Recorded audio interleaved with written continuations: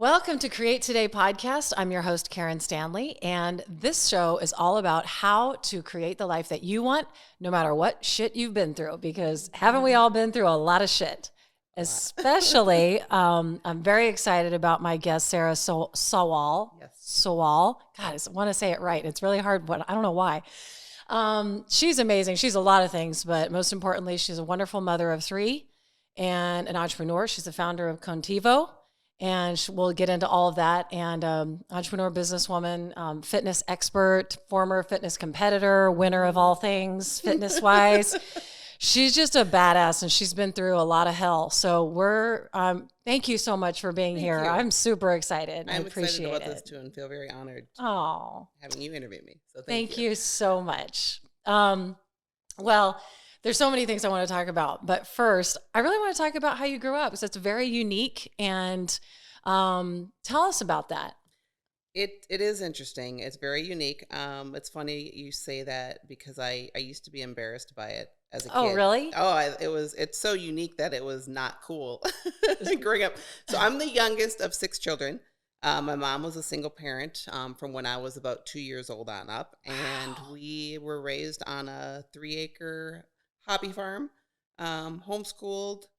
What does a hobby farm mean? A hobby farm is like, it's not a production milk, it's not, you're not producing milk or a product, I guess a commercial product, where you have a full production of animals making a living, but we had a little bit of everything. So we had steer, we had horses, we had chickens, we have a small amount of everything versus one large, amount of one kind of animal. But was did she pay the bills with the farm?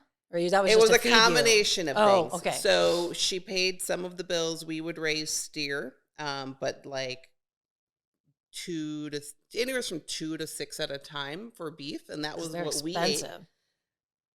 In Arizona. In Wisconsin, you have if you have enough property, you can have enough grass for them to graze. So it's a little bit more economical than it is here. But we would raise our own meat sources. So what we would consume ourselves, she'd also always raise a few extra ones, and then that she would sell, different people in the community. So there was money made that way.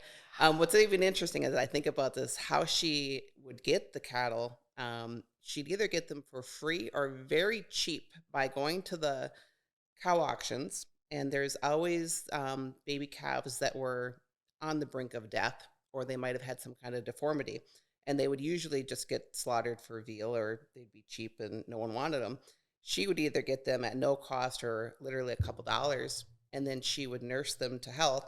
Not all of them made it, but she'd nurse them to health, and then that's what we raised for 1 or 2 years, and those were the ones that eventually. So she was very, very savvy on finding ways to make money with nothing. So amazing. That was the majority of what we raised. So that was she made money that way. She made money in ways that now everyone flips things on Craigslist and offer up. Before those days, she would we'd pick up trash on the side of the road. Trash being other people's junk, whether it's an old dresser or any kind of thing. We'd always be pulling over and picking up stuff, and then she'd also refurbish it and then sell it in classifieds ads. And there'd be people coming to the house to, buy things. That was embarrassing to me, because we had a very loud pickup truck. I think it was because the muffler was missing. I don't remember, but it was loud. So you couldn't stop in front of someone's house without them knowing that someone's stopping to pick up their garbage. So we'd be the kid, and I'd be like ducking down in the seat to not be seen. But hindsight, I look back on that, and it's honestly the root of much of my success and financial savviness, is watching her take nothing and be, turned it into enough to support a household of 6 kids. That's completely amazing. How resourceful. I mean, she's still that way. She's 77 and still has never, she's done side jobs as a CNA and stuff, but the majority of her income has always come from just being savvy enough to get by. She doesn't live a crazy lifestyle, but she makes enough to get by. That's incredible. She's very resourceful. Yeah. And I was a single mom for a really long time. So I don't know, 8 or 9 years. And we worry about that. We worry about, we don't have a dad. What is it going to do to our kids? Or, a father in the home and all those things. It's so stressful to handle all of that stuff. And for her to just get in there, figure it out, get free shit, fix it up, paint it, sell it again. I mean, that's how and then some cows here and there. I mean, that's incredible to me. It is. But I love that that's what happened, because look at the daughter that she produced. I mean, look at this amazing human being raised by a single mom that nobody wants to be a single mom. None of us wanted to be a single mom, right? No. And then you were a single mom for a little bit too. We'll get to that. That's amazing. So you said you moved out when you were 16? How? Why? Uh-oh. What'd you do? I've kind of gone against the grain. What'd you do? I think I really started butting heads with my mom in the 8th grade, 7th, 8th grade range. So you're 13, 14 at that time. And that's when the fun begins for all of us. That's where the fun begins. So those last few years when I lived at home were probably, my mom would probably describe them as rough, but I wanted to get out so bad because a couple of things. One, I thought that the outside world offered more. I thought there was going to be bigger, better. I wanted to go to the city. I wanted to, make all this money, and I had these big dreams that way, that I felt like living at home and in the country was, somehow less than, and didn't appreciate it at the time. But and just butting heads with my mom, typical teen rebellion things, you say I got to be home at midnight. No, I don't. That kind of thing. So dream. Right. And I graduated high school early. So I was done at 16. And that was also a rebellion thing. I went to a Baptist high school and didn't like it. And my way of getting out of there sooner than later was to do 2 years of high school in each year. So freshman year, I did sophomore year of high school, and then sophomore year, I did senior year of high school. So basically each semester was a full year of school.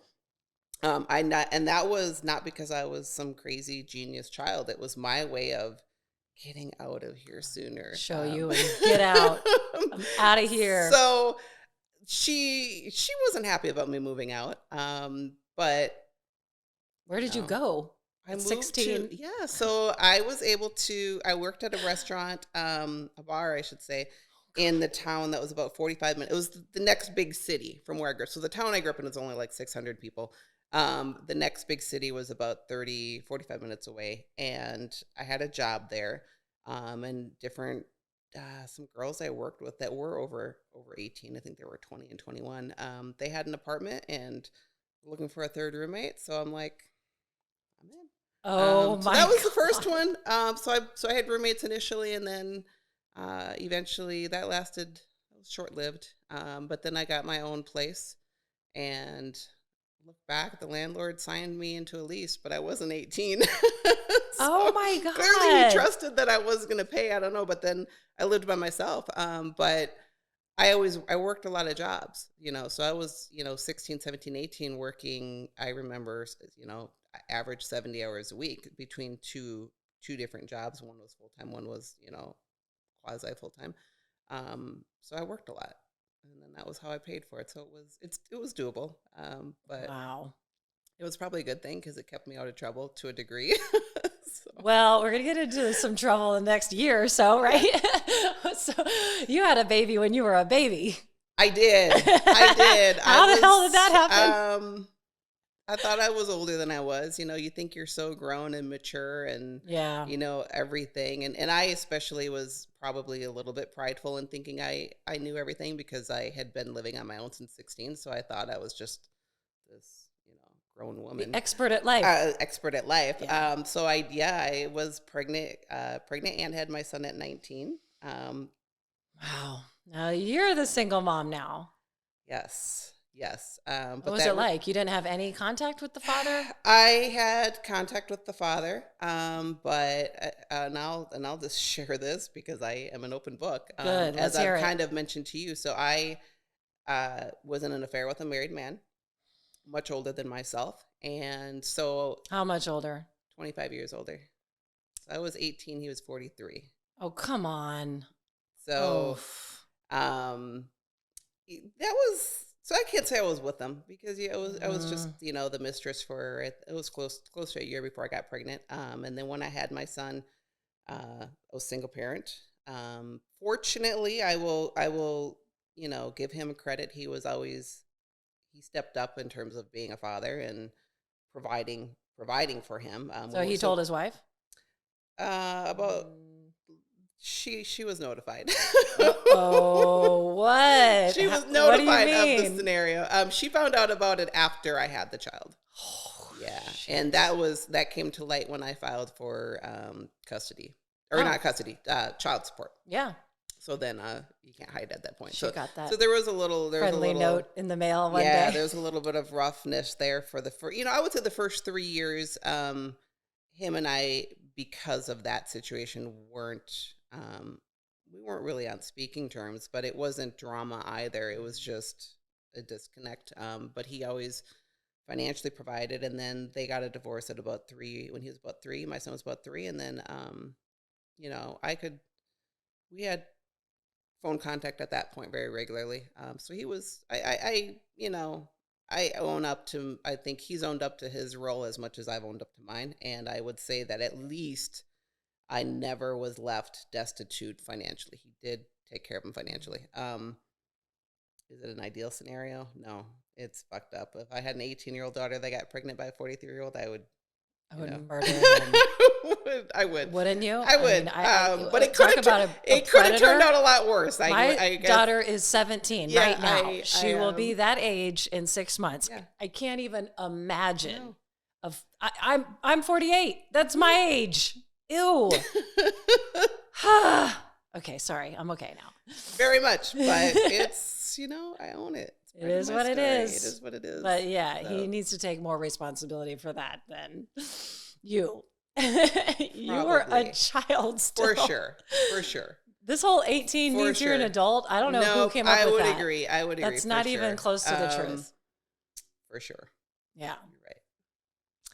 You're right. So here you are, single mom, and then you meet someone else.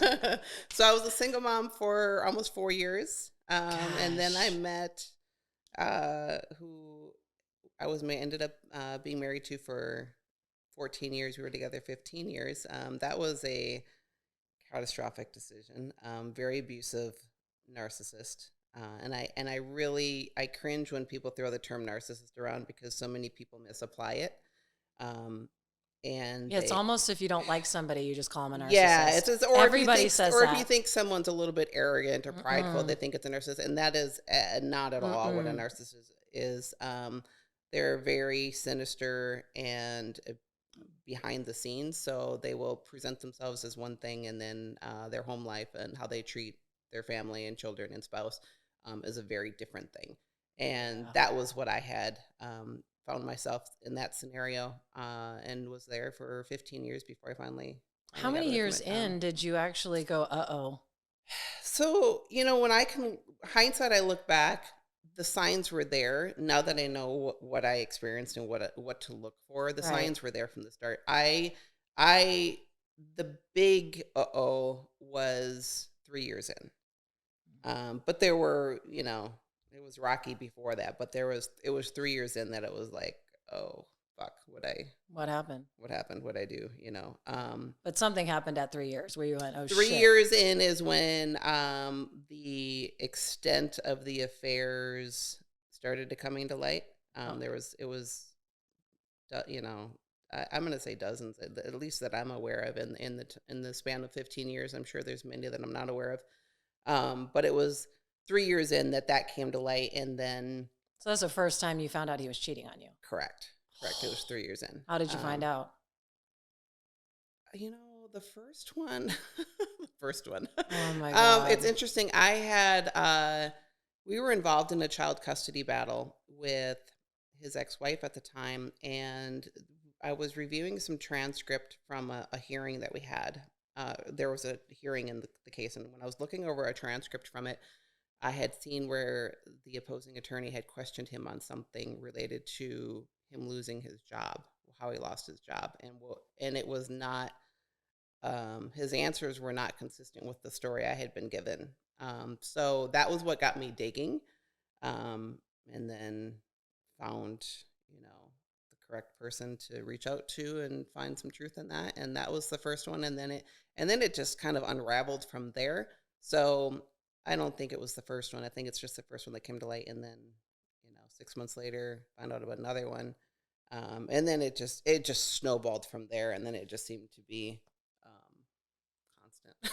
And people listening to this who have never maybe been in a situation like that would think maybe, why the hell would you stay? Okay, so the first, it's a great question. When I found out about the first one, I took a lot of responsibility of thinking, well, and this comes down to the manipulation from a narcissist, but it was really put on to me of me feeling the blame of why he did that and why he was pushed to have an affair. So I internalized that and was like, well, yeah, I could have been better. I should have been a better wife. I should have, been more available, and all the different things that run through your head for self-blame. So I took all the blame for what caused it. So then I didn't think I could leave because it's like, well, I'm the one that, pushed him to having the affair. And then there was a little bit of a financial component too. We had just signed, I was a financial advisor at the time and had my own it was an independent advisor. And combined with that, we had just opened up a 6,500 square foot personal training facility. And my financial planning practice was the collateral to that gym and opening that gym. And we were only 3 months into that lease. So to me, financially, I didn't feel we were on a 5-year lease. I felt like I'm obligated to stay because I've just, put my entire practice on the line for this gym. So hindsight, there's so many ways you could have just severed that. But in my mind at the time, I felt there was that financial piece of what I had just committed to. So it was a combination of personal factors, feeling that I was to blame for the affair, and then a financial piece of. And you were really close with his children already by then, right? Very close to his children. So they're how old at this point? They would have been 7 and 8. Yeah, 7 and 8. Already been in 3 years. You're and that was it to too. them. Yeah, so I felt like even then, going to even that little bit of that minor financial piece, I felt, and I always felt this throughout the entire marriage, was I felt like if I left, their financial quality of life would have been impacted. And I was like, well, I didn't want that for them. And I didn't want, I wanted to stay in their life. And if we were divorced, I would not have been a factor in their life. So yeah, just the ex-stepmom. Maybe it's like, what yeah, are we after that? Stepmom doesn't play a role once there's a divorce. Yeah. not at least when the kids are that young. So they can, so yes, it can be done. I had stepkids too, and it was really tough. Yes, in this scenario, yours, not have been, that they would have never. He would have never allowed you to see him. No. Oh. And at that time too, there was not a good relationship terms with the girl's mother. Oh, right. So there's no way there would have been him. Zero contact. No way. It would have been devastating. So yeah, so I get it, but I also want to share that with people who don't understand. Like, how would you people cheating on you 10 times? Why? It's like I was the person that I was the very person that would have said, if anyone cheats on me one time, I'm out, and that's where I'm at now. But I wasn't there. It's more difficult when there's so many other dynamics at play, and you just start minimizing it. And then the longer I was in the relationship, the more it just got to be like, this is it. I'm just going to hang until they're older. Hang until they're older. Was that your decision? I mean, consciously? It was conscious. Yes, I'm consciously. Stick it out I always until they're old enough. It was. I knew. So in 2013, there was another pivotal moment in some realizations in the marriage. So another 5 years later, and at that point, I knew I wasn't going to be with this man forever. But it was a matter of getting the kids through school, getting them through high school, and coming out the other side at that point. But they were really, really bad years. I don't think I would never recommend that approach to someone else. I would say just get out. Even if there is an impact on the kids, that impact that would have been far less damage than the impact that was had by staying. Well, you don't know that. You don't know that. You don't know that. We all just make the decision with whatever we have, the best tools we have. You're a different person today than you were in 2013, and that's all we can do. I mean, that is what you had. Those are the tools. You love the kids more than anything else. So I mean, I totally understand. I did the opposite. But how do we know what's better? We don't know. I mean, I got a divorce when they were babies, 1 and 3. Yeah. So they don't even remember us being together. Is that better? How would you know? You're right. It's both horrible. And it's horrible. I think I've always learned things the hard way in my life. At least God has taught me lessons. Well, at least I'm not the only one. Why am I so stubborn? I mean, you hear. Why are we like this? I moved out at 16. I had a child by a married man. You know, and we could go on and on about all the things I learned the hard way. But the wisdom I have acquired through the years. Yes, now you know what not to do.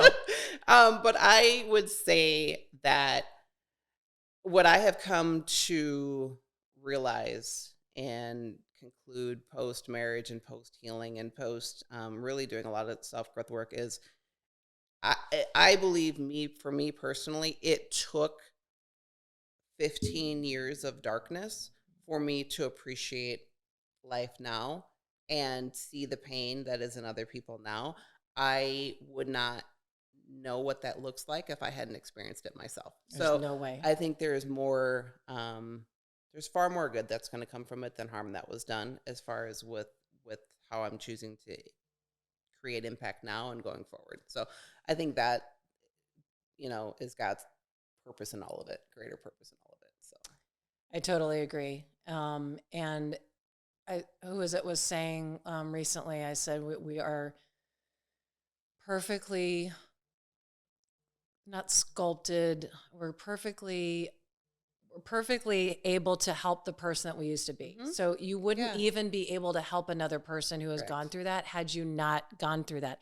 Now you're the perfect person for anybody who's going through an abusive situation. If there's someone listening right now that's really going through an abusive type situation, what would you say to them? What advice would you give them? Start talking. If they can at least start sharing their experiences with someone who understands what they're going through, that helps. Mm-hmm. When you're in that situation, it's not easy to just come to this, decisive decision that I'm going to leave right now. But at least if they can start sharing their stories, and the more they can talk about it, that is one of the little steps that is necessary, at least even in my own experience, of like getting toward that place of getting ready to leave or being in a position to leave, just talking about it. I didn't have anyone to talk to about it. That's what I was going to say. Yeah, Did you have anybody? Did you talk to anybody about it? Nope, not until the year I was separated. We were separated for a year, and then I did more then.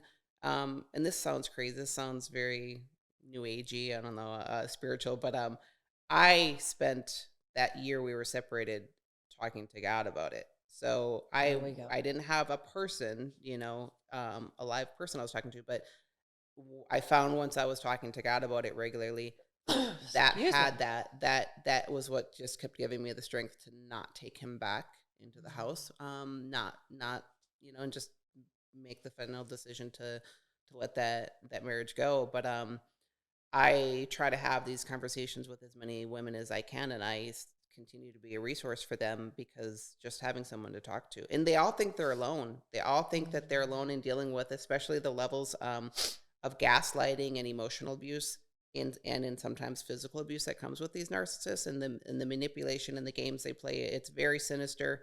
We could go through example after example where just how dark-minded, dark they are. But women who are in that they think they're the only ones that are married to that. They don't think it's as common as it is. And I met with a female about a week ago, and we had conversations, and she shared her experiences of what she's going through. And they think they're the only ones. They don't realize that this is common. So I just try to hold space, but there's women out there. This isn't some unique to them, unfortunately. And if they can find a resource to just start sharing with someone that's able to hold space for them, I would add that it needs to be someone who truly understands it, because a lot of people don't understand narcissism. So I would, if they can find someone that understands it and what they're going through, and just start talking. And the more they talk about it, the more they expose it. And the more they talk about it, the more they will start to even be cognizant themselves of, yeah, this isn't right. This isn't what I'm experiencing isn't right. And that just over time builds up a strength for them to, leave. And that can take years, but at least years is better than, a whole life. A whole life. Yeah. It sure is. And if you don't have someone, you actually do have somebody, and that's beautiful. It's not new agey and not spiritual. Yeah. You have God, get on your knees and pray. Their miracles do happen when you do that. That's beautiful. Thank you for telling us about that. I'd really like to talk about your journey with Qontevo. I think it's so cool. And tell people, what is Qontevo? Okay, how did you even come up with it? Yeah, so Qontevo is a line of insulated lunch bags, specifically for women. I market to women because that's where I have the most passion. But it came up as a need. So back it up a little bit. They're extra large lunch bags. So they're a capacity to hold a full day's worth of food. If you're gone all day, which was built out of a need because I would be gone all day long and would pack my own food, and the small lunch bags were never adequate. So I needed something bigger, and I didn't like the big ones that were in the marketplace. So I just started creating and designing and put some out in the marketplace, and found that other women needed them too. and I've grown it from there. How did you first put them out in the marketplace? I mean, you sound so nonchalant about it. Nobody knows how to make a tote bag and get it out there. It's a process. I did, sketching, looked up manufacturers, found, worked through a few different manufacturers. That's a process. And they can make a product based upon a sketch. And then you find, you refine it over time and find better ways to be more efficient with it. And you had different sizes at the beginning, I did. I had different sizes in the beginning. There were regular sized small ones and then one big style. And honestly, it was me not speaking. It was me not fully following what I needed. And I assumed that I was the only person that needed the large one. So I'm like, well, I'm going to make the large one, but I'm going to do regular size lunch bags too. And then the ones that sold out were the big ones. So I'm like, oh, okay, I'm not, kind of like everything, I'm not the only one here that packs this much food throughout the course of a day. Wants it big. So then I just scratched all the small designs and when I retooled some things, just went with the big ones, and that's my market. And I have a lot of women who work in healthcare. So they work 12-hour shifts, teachers who, are gone all day, diabetics and people with different health things where they have to follow very specific prescribed diets and, bring in all the different extra drinks and condiments and things like that. So, which works out, which is interesting. This has worked out great that's been the case, because Qontevo means I contain. And my vision for the brand was always about bringing out the best that we contain. And that starts with our health and our fitness. So if we're eating right, we tend to make better decisions. We tend to be in a better headspace. So, it's a bigger vision for the brand with respect to women, what they eat, and starting there as far as taking care of our own container. Taking care of our own container, and what that has. So that's the brand in a nutshell. I love it. Well, but you had to tell the story about how you had to get rid of all the ones that you discontinued. This is crazy. Oh, this is okay. So, when I initially launched, I didn't know shit about shit. So it's like I sent sketches to manufacturer, and there's only so many manufacturers that will produce a small quantity of an item, and that's who I went with. Products seemed to be good quality on the surface. But then once they were selling about 6 months into, I found it was on average about 6 months into use, they were failing. Zippers were failing. The zipper pulls were breaking. Things weren't holding up for a bag as it should. At least 6 months in. So, and that was about I'd start getting emails from customers that are pissed off, like, hey, I spent good money on this and I've only had it 6 months and it's breaking. And sometimes they'd be pissed. Sometimes they'd just, be wanting a warranty replacement. So I would either be sending out replacements or refunding. And I would just cringe every time I'd see a customer service email come in, because I just felt like, oh, this is another failed bag. And then over time, it was about 50%. I did the numbers. About 50% of them were failing. And then the other 50% were holding up great. So it was weird. It was a some were just defective. So I made the decision to take, I didn't feel right about the product. I didn't feel right about even risking someone being in that 50% failure rate of the product. So I took all of the remaining inventory down to the landfill and dumped them. Didn't you have to do that for the IRS? I had to you have to take a picture of it because you have to document for the IRS. If you're audited, you have to document that you disposed of the product because it's defective or whatever those reasons are, and didn't continue to sell it. So I have a photo of boxes upon boxes upon boxes of product in the landfill. And it must have been so painful. Like you see the dollar signs because you think about what that is in dollar signs, and it's tens of thousands of dollars. Your money you're putting into the landfill. I have to stop myself and realize every business venture, you learn things, and not everything. There's costs, there's mistakes, there's all of that crap that's comes with guaranteed. It. Guaranteed. It's guaranteed. And everybody needs to know that wants to start a business. It is guaranteed. You will not be able to avoid. You can't avoid mistakes. It doesn't matter who you have as mentors in your life, who you have who's been before you. You're going to make mistakes, and they will cost you money, and it's going to be really painful. And you have to view it as a learning. It's just moment. part of it. It's just part of it.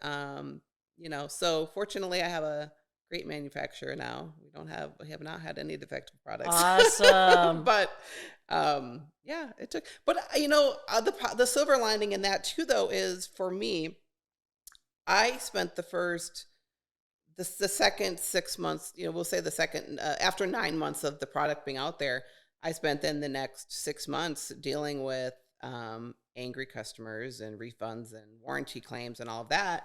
And that ended up being a blessing, though, because then it was like I felt like I grew in positively responding to these customers of like, yep, I'm going to own up to this mistake. I'm going to do right by you. And the growth that I have grown, that I achieved through that, now that I have a good product out there and everyone's happy, I feel like any adversity could come toward me and I would be like, oh, this is easy. I've handled this. I've been through this. And then on that too is I handled all of them the way I would want it to be handled myself. So whether it was a full refund or a warranty replacement, I did right by everybody. And when I relaunched the brand this last summer, I have had a number of people who were those warranty claims and those refunds have rebought from me. And I don't think had they been handled poorly or maybe not in the way that they wouldn't be repeat customers. So I like that. 100%. I would bet they would not come back. You did the right thing. I think having that experience, these growing pains they'll prove very valuable as I grow the brand and go where I want to go with the brand. 100%. So you laid the groundwork. Yeah. So as much as I would like to say that it doesn't, you can do these things at not at the expense of tens of thousands of dollars. Again, it's just part of and you just have to reframe everything and see the positive in it. Right. And as long as you can do that, then you can keep moving forward and making progress. So great. And so where are we at today? Now you expanded your products. Yes. And you're having more. You have more than just lunch bags. More than lunch bags, containers, travel utensil sets, water bottles, bag straps, as far as if they want to accessorize it. So all within the same kind of category, but just different add-ons. Where it's at today. So I'm still focused on the same niche of customer. Mm-hmm. That's long term. I have bigger visions for that, but I want to just completely dominate that space and then grow it from there. Mm-hmm. Go up from there. I'd rather go what do they say, a mile deep and an inch wide than a mile wide and an inch deep. So I'm focused on going a mile deep and an inch wide right now. Oh, that's also good advice too. Where do you see yourself in 10 years? Like you have I want to hear what your big dreams are. Anything you can disclose? Yeah. I mean, my 10 years absolutely should be achieved in 10 years. My vision, it all goes around. It's kind of dual. It's focused on the brand, but the brand intertwines with my bigger vision and purpose in life, which is helping women. And I like the fact that my brand is female focused because I can do them both at the same time. But I want the brand to be a 9-figure brand focused all on insulated bags. There's a big market there, so I think it's absolutely achievable, but a brand all focused on insulated bags, cooler bags, but encompassing health and lifestyle. No one has a brand behind the product. This is a commodity product that you think of, you go to the store and buy a lunch bag, but I don't connect with any of those. And I want the brand to represent the I contain concept of bettering your health and your lifestyle, and why when you do that, you show up better for your family and yourself and everyone around you. So I want a, 9-figure brand. But I say 9-figure brand, not because I've agreed from a financial standpoint. I have a really big vision of how many women to try to impact. And the more profitable the brand is and the bigger the brand is, the more we can impact, the more employees we could have someday. And I just have this vision of a company where it is filled with all females working it, running it, and just a badass environment to work in where everyone is elevated from whatever position they currently hold. And also hiring, when I think about the type of people I'd want to hire, it's not going to be based upon college degree and necessarily experience, but what is your mindset and your desires and motivation of impact, and how can we incorporate that into the company as a worker? So, and that kind of goes back a little bit to where I think about when I was 19 and that teen mom. Granted, I did put myself through school and ended up getting an MBA, but if I could have taken a different route where you just had someone believe in you and what you could do, I think some things would have turned out differently. So that's my vision Now for the you brand. can be that person. Yeah, exactly. And create the jobs, and I help them, with their families, and help them create the life that they that's want. exactly it. I want to Love that. Create that environment, and I think it can best the most. I want to create a lot of impact, and the most impact can be created, I believe, through a company and a brand, because then at least you have the funds to keep creating impact, right, through the product and through the company and working for me. So right. I love that. that's my vision. That's beautiful. How has your definition of success changed over the last few years? Changed significantly. So much. What's been the what's been the impetus of that? What made you change? I used to think, what did you used to think success was? Let's start there. So success for me, going back to when I moved out at 16, I had this dream, like if I could be making $125,000 by the time I'm 25, I thought I was going to be just the most wealthy, successful person in the world. And I did. I achieved the 125 mark at about not 25, but I think about 28 years old. I was making that. And wow. And I've made great money most of all my career years, but it didn't change anything. I still didn't feel successful. It was just like, this just didn't give me the feeling I thought I was going to feel from it. And then I've been around people who make money, a lot of money and different amounts of money, and they weren't the type of people I ascribed to want to be like. Not necessarily, yes. And not to say that they go, where you make money, you're bad. It's all the person. It's just, it exposes more of whatever you already are. And I agree. I just realized that wasn't how I defined success anymore. So now for me, success is creating impact, and people that can create impact and actually have a genuine, authentic love for mankind and humans. And so many people don't. They just go, and that goes back to, I guess, probably the pain that I've been through, is it doesn't have to be this way. Like, we can create change one person at a time by just holding space. People think creating impact has to come down to financial resources, to make charitable donations. And that's great if you can do that, but every single person can create impact in one way or another every day. And then the ripple effect that comes from that, that to me is success. People that are actively trying to create impact, that to me is a successful person. And that's what you are doing every day. I try to every day. You are doing it. It's beautiful. So, and that's where this is actually for the first time, for the last couple of years, is the first time I've ever felt successful. And it comes from helping people. It has, the money has never made me feel successful. So I love it. It's so great. So your website is Qontevo. Spell it for us so we get it right. Yes. QONTEVO. .com. .com. And then how can people find you? I am on Instagram and Facebook, but I would recommend Instagram. I'm most active on there. It is going to be Sarah with an H, Sawall, SAWALL, at Instagram, Facebook. Nice. Yeah, Instagram would be the preferred method. Right. So.